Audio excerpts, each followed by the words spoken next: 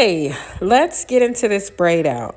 Okay, so after I wash my hair, coat it with this oil from the Main Choice, grab some rubber bands, and here we go. I try to use small braids to get a more defined crinkle. As you can see in this clip, I have all the braids in except two. But yeah, you're actually going to see clips of two different braid outs. This one is the neater, more neat braid out. The other that doesn't have a middle part, you'll see it. I was just going for it real quick, but it's the same process. So once you get your braids in, you want to make sure that your hair gets completely dry. Now, I typically like to leave my braids in for a couple days, a minimum of 2. And then the more dry it is, the more crispy the results, the longer they last. However, my lifestyle does not afford me that amount of time to be walking around with Felicia braids. So I do have a hooded dryer that I sit under. And that kind of helps me to keep life moving at a more realistic pace. But you're wasting your time if you're not going to let your braids dry all the way. This is me seeing, can I wear these braids out in public yet? I don't think my braids have gotten to a length where I can actually style them and wear the braids like IBYL. Her braids look good when she's out and about in public. I have a short braid on the side that kind of broke, so. So this is me putting this, I think it's a hot and gold. But yeah, I just hook it up to my handheld dryer. All right, this is the other braid out. You can tell I don't have a center part, but same process. So getting the edges together, which is something I do regularly. No, you don't have to. It's just personal preference. I'm using Hicks. I don't think I have to use Hicks. I don't see much of a difference in Hicks and the edge fixer that I usually buy. And the price is, higher for Hicks. But anyway, so I put some oil on my damp edges, so they're already damp with water.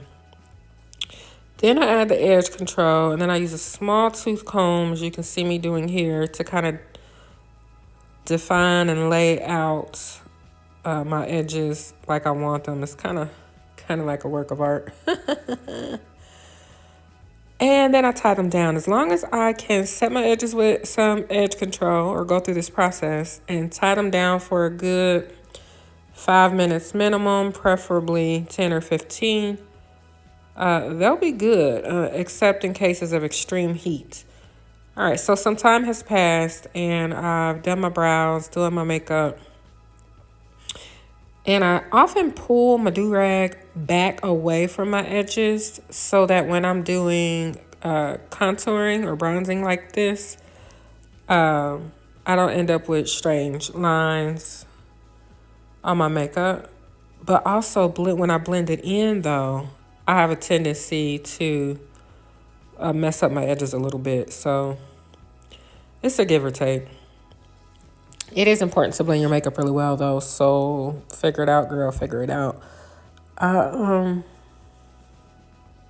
right, this is the takedown. So we got the face beat, but looks like I needed to blend a little more, but it's cool.